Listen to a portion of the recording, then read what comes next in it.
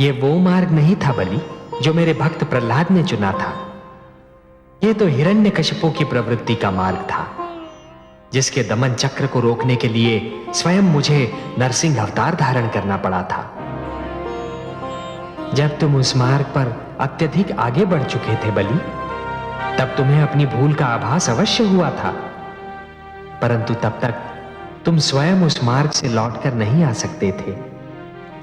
तुम्हें सत्य के मार्ग पर केवल ईश्वर ही ला सकते थे, और इसीलिए मैंने यह वामन रूप धारण किया।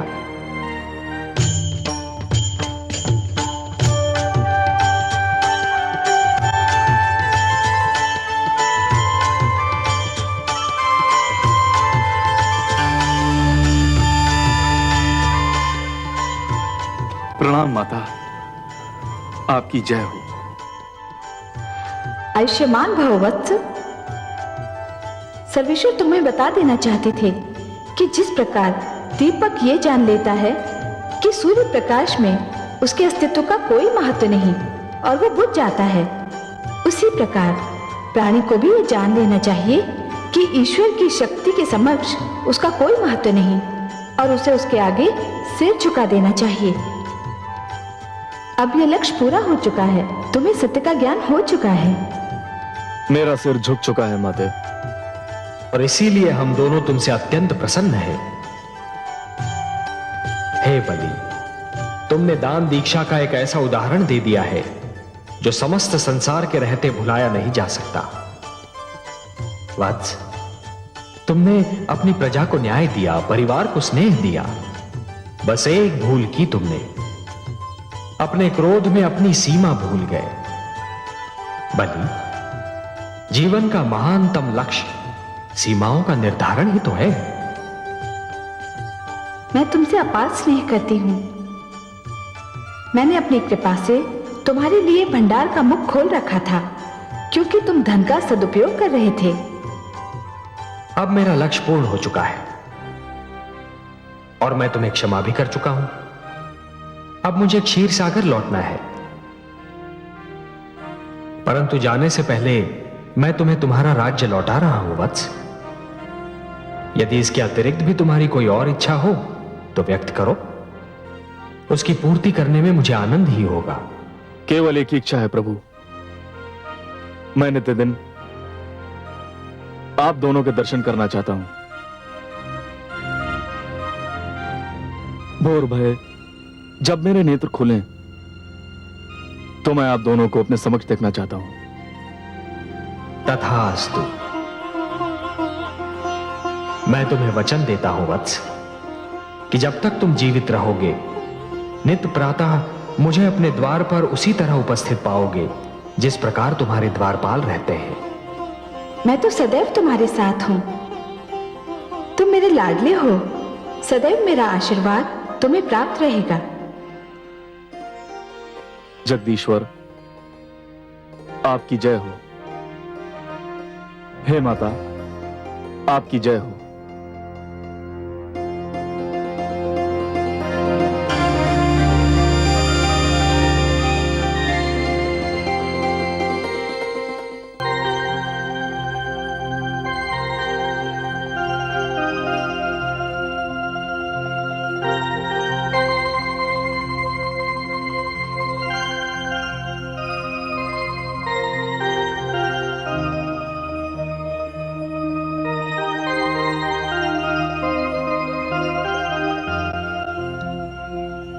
हे कमल नयन, मैं बहुत देर से दूर खड़ी आपको निहार रही थी। क्षमा कीजिए महादेवी, मुझे आपके आने का आभास ही नहीं हुआ। जब आप सृष्टि की चिंता में लीन होते हैं तो सदा आपकी यही दशा होती है। जिसको सारे जग की चिंता हो उसको इतना अवकाश ही कहां। नहीं महादेवी, यह बात नहीं है। आप तो हमारे तन मन में रमी हुई हैं। बल्कि मैं तो यह कहूंगा कि जब भी मैं स्वयं को देखता हूं तो मुझे अपने भीतर भी आप ही की झलक दिखाई पड़ती है। परंतु हे कमल नयन, जिसके मुस्कुराते मुख की कल्पना मात्र से मन में कमल खिल उठते हो, उस मुख पर चिंता की छाया हो तो सारी सृष्टि अंधकार में डूबी लगने लगती है। आपने वामन रूप लेकर बलि के अहंकार को समाप्त कर दिया था, आपने उस संधि को फिर से प्रस्थापित कर दिखाया जिसके अंतर्गत सदा के लिए देवलोक पर देवताओं का, असुर लोक पर असुरों का और मानव लोक पर मानवों का आधिपत्य बना रहेगा। तो फिर हे क्षीर सागर वासी, आप किस चिंता में डूबे हैं? हे महादेवी, यदि क्षितिज पर प्रकाश और अंधकार एक दूसरे से मिल रहे हो, परंतु यह जान नहीं पड़ रहा हो कि प्रकाश अंधकार में खोया जा रहा है या अंधकार प्रकाश को निगल रहा है, यदि विष और अमृत की धाराएं आपस में टकरा रही हो, परंतु यह नहीं जान पड़ रहा हो कि विष अमृत पर प्रभाव डाल रहा है या अमृत विष पर, यदि मीठे और खारे जल की धाराएं आपस में जूझ रही हो, परंतु यह ज्ञात नहीं हो रहा हो कि मीठा पानी खारा हुआ जा रहा है या खारे पानी में मिठास आ रही है, तो चिंता तो अवश्य होगी। कहने का तात्पर्य यह है महादेवी कि इस समस्त घटना चक्र में एक ऐसी घटना घटी है जो नहीं होनी चाहिए थी, बल्कि मैं तो यह कहूंगा कि यह घटना ऐसी घटना है जिसका परिणाम बहुत समय उपरांत ही ज्ञात होगा। मैं समझी नहीं पद्मनाभ। महादेवी, असुर और मानव आक्रमणकारी और आक्रमण के लक्ष्य के रूप में ही सही, पर एक दूसरे के संपर्क में आ गए हैं। तो क्या हुआ कमल नयन? तो क्या हुआ महादेवी? यदि इस संपर्क के कारण असुरों में मानवों के गुण आ जाएं, तब तो अति सुंदर होगा, परंतु कहीं यदि मानव में असुरों के अवगुणों का समावेश हो गया तो यह एक बहुत बड़ी दुर्घटना होगी। मानव के मस्तिष्क में अहंकार भर जाएगा और वो स्वयं को ईश्वर मानने लगेगा। पर ऐसा क्यों होगा? मैंने कब कहा कि ऐसा होगा? महादेवी, क्या होगा ये तो विधाता ही जाने, पर ऐसा हो सकता है इतना तो मैं अवश्य सोच सकता हूं। और महादेवी, मेरी इस सोच का एक कारण भी है, और वो कारण यह है कि मानव जितना सुंदर है उतना ही उतावला, वो जितना बलवान है उतना ही दुर्बल, और उसका हृदय जितना विशाल है उतना ही वो लोभी भी है। और मेरी चिंता यह है महादेवी कि कहीं उसका उतावलापन, उसकी दुर्बलता और उसका लोभ उस पर विजय न पाले, जिससे उसकी अवनति हो जाए। सहस्रार्जुन। राजपुरोहित, आप हमारी दी हुई सुविधाओं का अनुचित लाभ उठा रहे हैं। हमें अखेट पर जाने से रोकने का आपको साहस कैसे हुआ? क्षमा करें महाराज, किंतु मैंने जो कुछ भी कहा आपके और समस्त राज्य के हित में कहा। ग्रहों की दशा इस बात की अनुमति नहीं देती कि कल आप आखेट पर जाएं। ग्रह दशा कहती है कि यदि आप आखेट पर गए तो कुछ भी अशुभ घट सकता है। मैं अच्छी तरह जानता हूं, यह ग्रह दशा, यह भविष्यवाणियां, यह लगन और यह समय का निर्धारण हम जैसे राजाओं पर अंकुश लगाने के बहाने हैं। इस ढंग से आप हमारी स्वतंत्रता को अपने वश में करने की चेष्टा करते हैं। ये सारे आडंबर आप जैसे विद्वान इसलिए रचते हैं कि हम जैसे राजा आपके अधीन रहें। मैं आखेट पर जाऊंगा और मेरे इस निर्णय को कोई नहीं बदल सकता।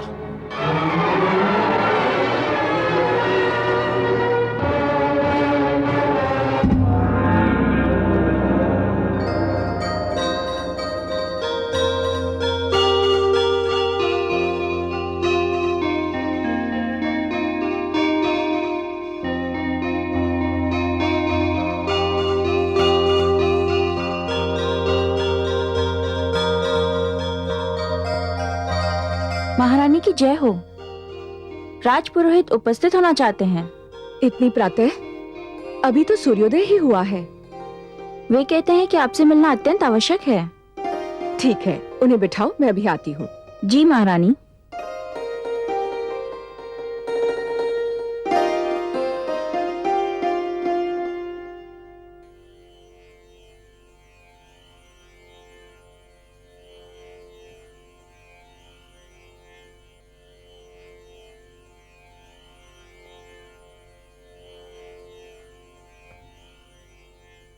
आप स्थान ग्रहण कीजिए।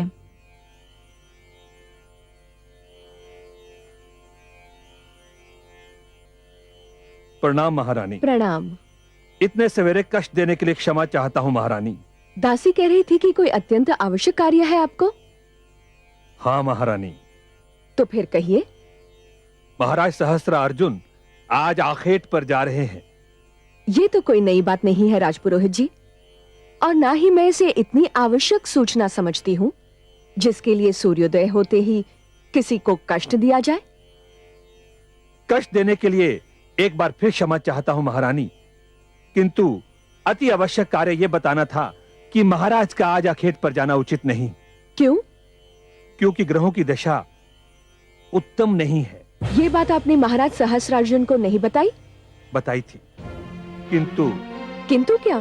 किंतु उन्होंने मेरी बात सुनी अनसुनी कर दी। मैं तो उन्हें रोकने में असमर्थ रहा, किंतु जनहित ने मुझे विवश कर दिया कि भोर होते ही मैं आपको कष्ट दूं और आपसे निवेदन करूं कि आप उन्हें आखेट पर जाने से रोकें। यदि वो आज आखेट पर चले गए तो कुछ न कुछ अनर्थ होकर रहेगा।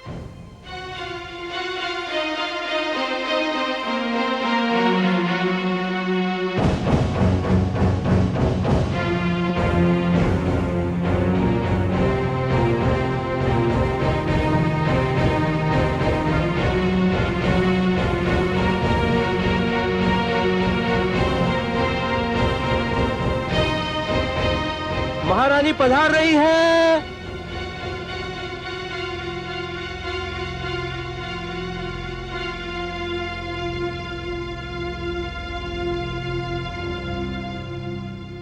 आपने यहां आने का कष्ट क्यों किया महारानी?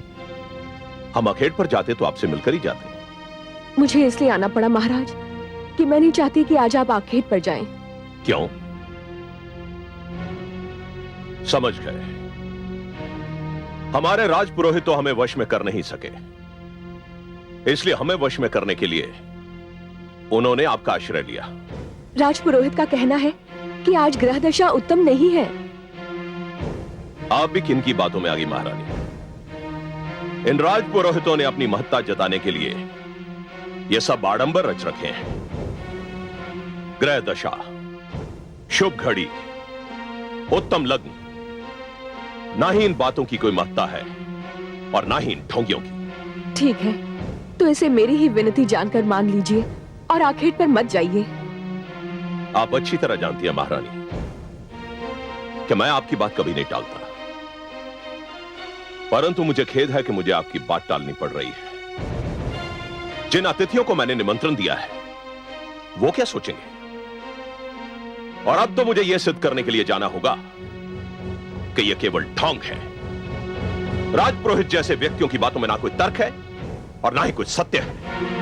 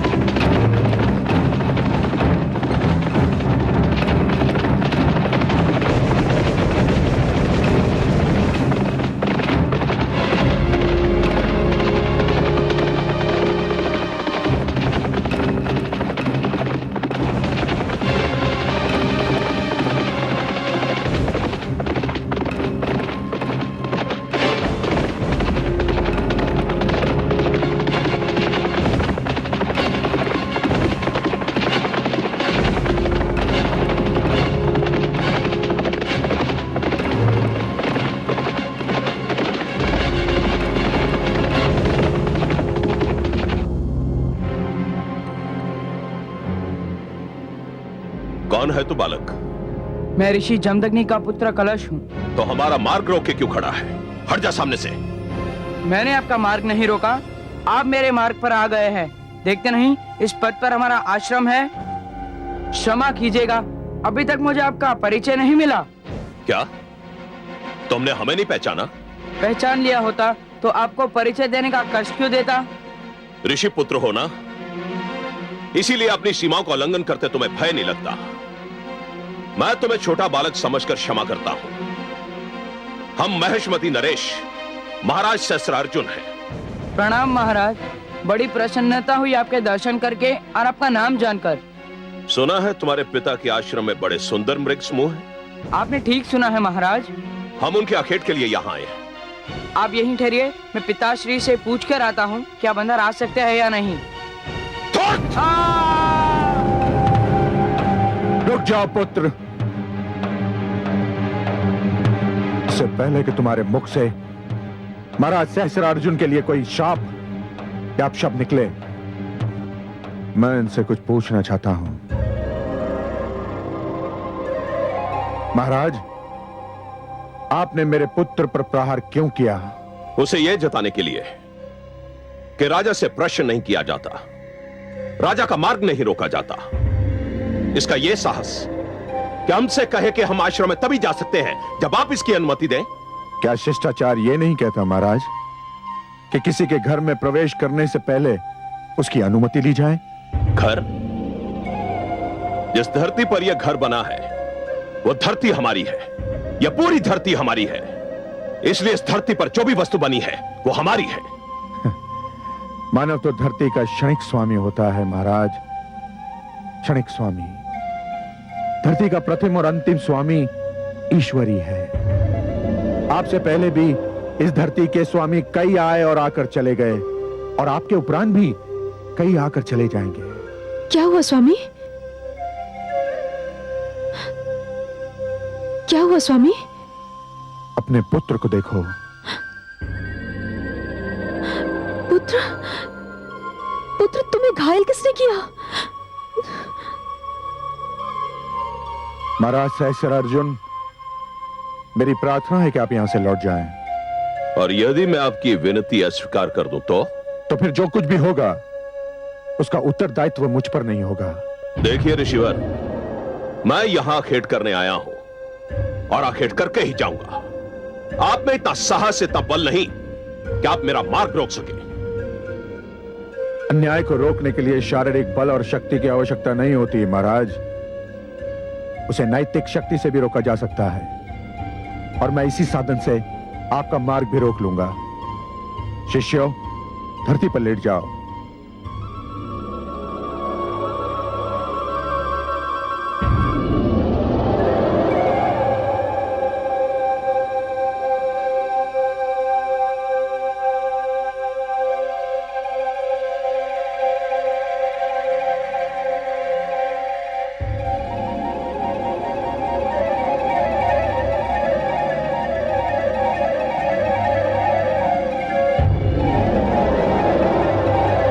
महाराज सहस्त्रार्जुन, यदि आप में इतना साहस है, इतना बल है कि आप इनको कुचलकर मेरे आश्रम में जा सकते हैं, तो जाइए, जाइए। अन्यथा लौट जाइए महाराज, लौट जाइए।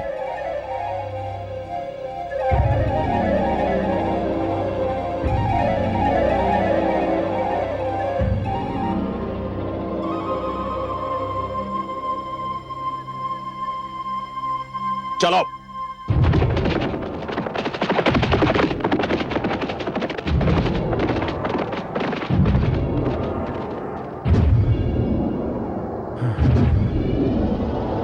उठ जाओ शिष्यों।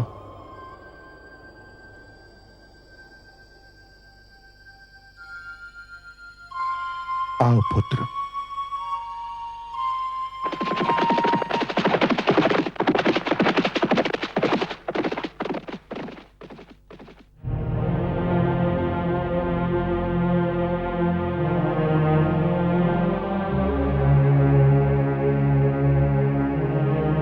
महादेवी, आप मुझे मेरी चिंता का कारण पूछ रही थी ना? यही है मेरी चिंता का कारण। इसी क्षण की शंका मेरे मन में रह रहकर उभर रही थी। देखा आपने? देखा? असुरों और मानव का क्षणिक संपर्क अपना रंग दिखा रहा है।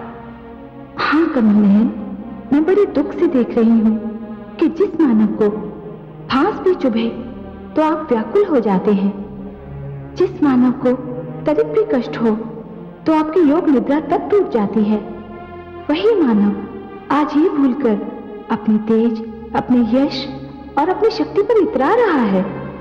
परंतु ये तेज उसे किसने दिया? उसका ये यश किसका दिया हुआ उपहार है? उसकी शक्ति किसकी कृपा का दान है? मैं मानव कथा के इसी मोड़ से चिंतित रहता हूं महादेवी।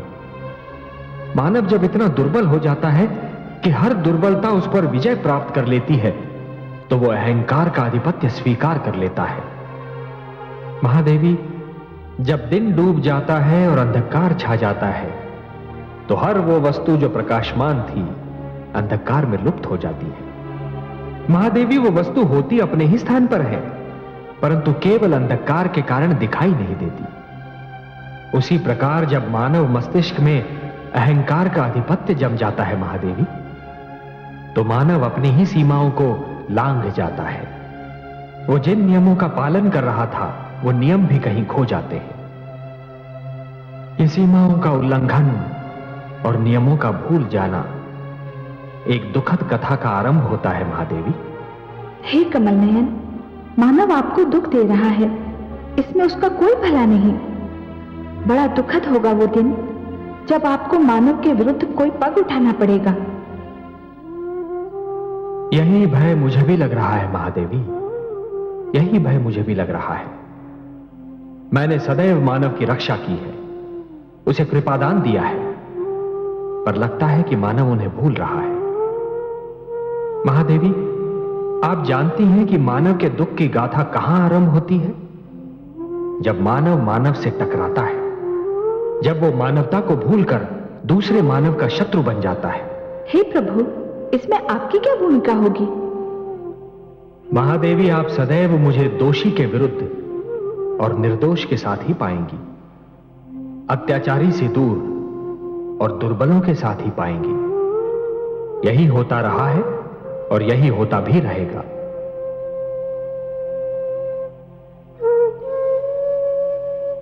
ऋषिवर, अब आपको कुछ भी कहने की आवश्यकता नहीं है। हम सभी ऋषिगण को इस दुखद घटना की सूचना मिल चुकी है। महाराज सहस्त्रार्जुन ने जो किया वो अत्यंत दुर्भाग्यपूर्ण है और ये किसी राजा को शोभा नहीं देता। सहस्त्रार्जुन को इसका दंड मिलना ही चाहिए। ऋषिगण, मैं इस घटना को मात्र एक घटना मानने के लिए तत्पर नहीं हूं। मुझे इस घटना में एक नई प्रवृत्ति का सूत्रपात दिखाई दे रहा है। हे ऋषिवर, हम आपके कथन में छुपे संकेत का भेद जानने में असमर्थ हैं। कृपया हमें स्पष्ट करें कि यह किस प्रवृत्ति का सूत्रपात है। मैं बहुत समय से देख रहा हूं कि कुछ राजा और सम्राटगण हम ऋषियों के अस्तित्व को अपने लिए एक चुनौती मानने लगे हैं। वे हमारे परामर्श को हस्तक्षेप, हमारे उपदेश को अपने ऊपर अंकुश और हमारे द्वारा दिए गए मार्गदर्शन को अपनी स्वतंत्रता का हनन समझने लगे हैं। उन्हें यह भ्रम हो गया है कि आश्रम राज शक्ति के समानांतर एक शक्ति बनती जा रही है। वे मानने लगे हैं कि आश्रम राजनीति का केंद्र बन गए हैं। महाराज सहस्रार्जुन द्वारा ऋषि जमदग्नि के पुत्र कलश पर यह निर्मम प्रहार इस बात का संकेत है कि राजागण आश्रम संस्था पर प्रहार करने के लिए उतावले हो रहे हैं। परंतु हमने तो राजशक्ति को कभी चुनौती दी ही नहीं ऋषिवर। समस्त संसार जानता है कि हमारे आश्रम शिक्षा और विज्ञान के केंद्र हैं, राजनीति के केंद्र नहीं। हमारे आश्रम ने संसार को विद्वान और वैज्ञानिक दिए हैं, राजनीतिज्ञ नहीं। ऐसा संसार जानता है, ऐसा हम समझते हैं, किंतु राजाओं को यही भ्रम है कि हम उन्हें ललकार रहे हैं। तो क्या इसका अर्थ यह हुआ ऋषिवर कि हम महाराज सहस्रार्जुन के अत्याचार को यूं ही चुपचाप सहन कर लें, पी लें? कदापि नहीं। आपके पुत्र पर प्रहार समस्त धर्म संसद के आदर और सम्मान पर प्रहार के समान है। आपका कथन उचित है। महाराज सहस्रार्जुन को सप्तऋषि सभा के समक्ष प्रस्तुत होकर अपने दुष्कर्म का उत्तरदायित्व लेना होगा। महाराज सहस्रार्जुन तक ये संदेश पहुंचा दें कि कल वे सप्तऋषि सभा के समक्ष उपस्थित हों। जो आज्ञा ऋषिवर।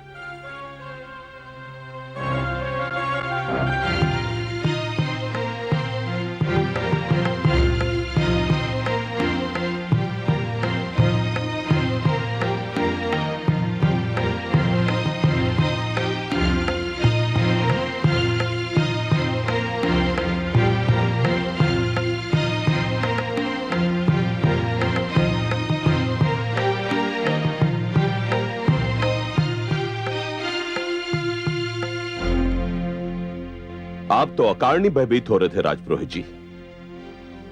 ग्रह दशा का अनुमान लगाने में अवश्य कोई त्रुटि रह गई होगी। नहीं महाराज, मेरे अनुमान में कोई त्रुटि संभव नहीं है।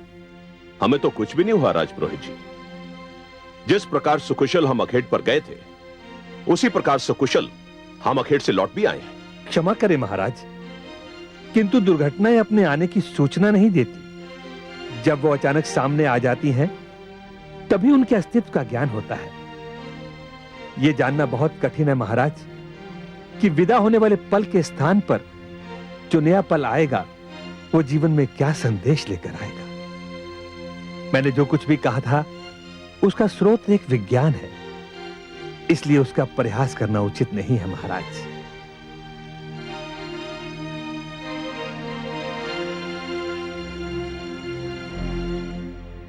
महिष्मती नरेश की जय हो। धर्म संसद से एक ऋषिवर सप्तऋषि सभा का संदेश लेकर आए हैं।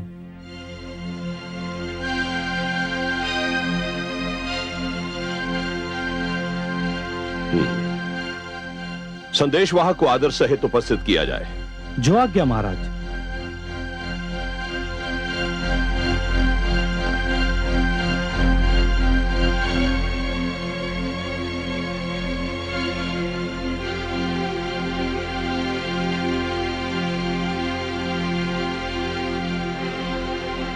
प्रणाम महाराज सहस्रार्जुन। मैं आपके आगमन का उद्देश्य जानना चाहता हूं। मैं धर्म संसद की ओर से आपके लिए संदेश लाया हूं। संदेश सुनाया जाए।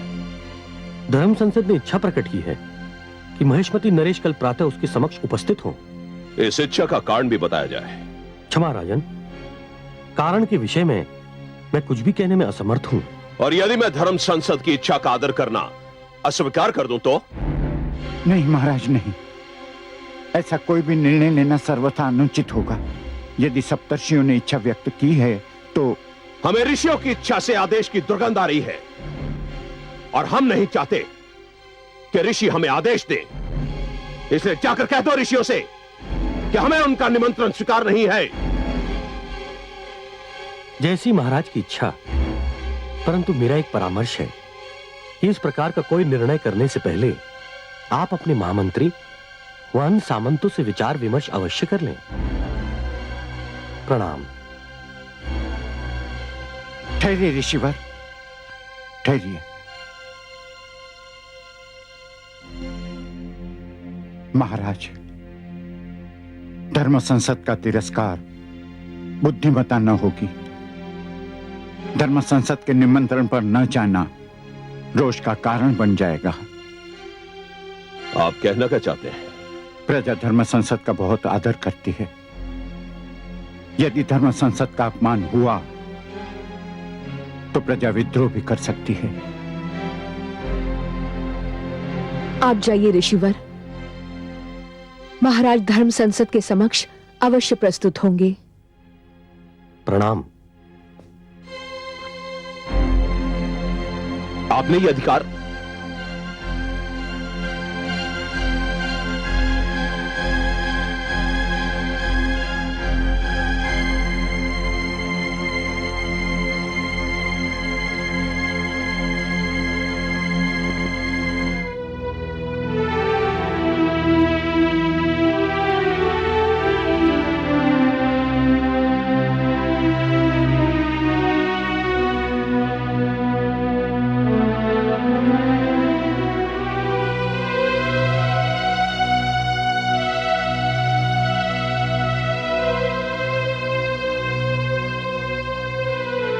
आपके नेत्रों के संकेत ने हमारे होंठ सी दिए थे महारानी,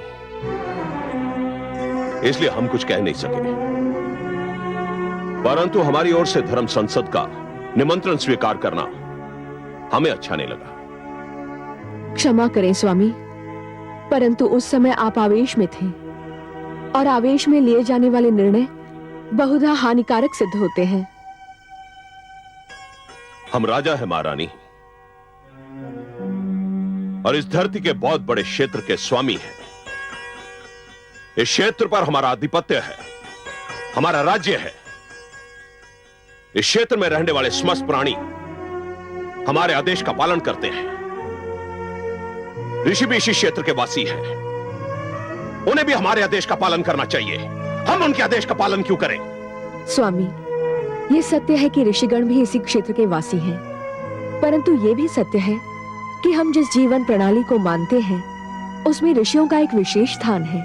ऋषियों को यह स्थान हमारी उदारता के कारण मिला है महारानी। परंतु मिला तो है। इसका अर्थ यह तो नहीं कि वो हमसे टकराने लगे, हम पर आदेश चलाने लगे। नहीं महारानी, ऋषि अपने आप को आवश्यकता से अधिक शक्तिशाली समझने लगे हैं। इनकी शक्ति पर अंकुश लगाना होगा। मेरे विचार में यह अनुचित होगा। क्यों अनुचित होगा? हे राजन, वे हमसे दूर अपने संसार में मग्न हैं। शिक्षा दान करके समाज की सेवा कर रहे हैं, समाज को अच्छे नागरिक दे रहे हैं, लोभी नहीं है। वे धन और सत्ता नहीं चाहते। सत्ता नहीं चाहते, परंतु सत्ताधारियों को नीचा अवश्य दिखाना चाहते हैं। बार बार इस बात को जताना चाहते हैं कि राजा के पास शारीरिक बल है, इसलिए उसका मान कम है। ऋषियों के पास बुद्धि बल है, इसलिए उनकी श्रेणी ऊंची है। और धन, महारानी आप जानती हैं आश्रमों में कितना धन है? उनके पास राजकोष से अधिक धन है महारानी। ये धन तो उनको धनाढ्य शिष्यों ने दिया है।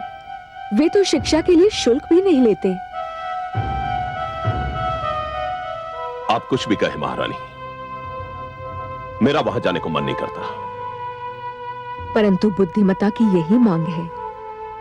यदि आप समझते हैं कि ऋषिगण राजशक्ति को ललकार रहे हैं, तो भी आपका उनके पास जाना और हर बात को तर्क की तुला में तोलना आवश्यक है। मैंने बस यही सोचकर आपकी ओर से उनका निमंत्रण स्वीकार कर लिया था। और मेरी विनती है, मुझे विश्वास है कि आप मेरी लाज रखेंगे।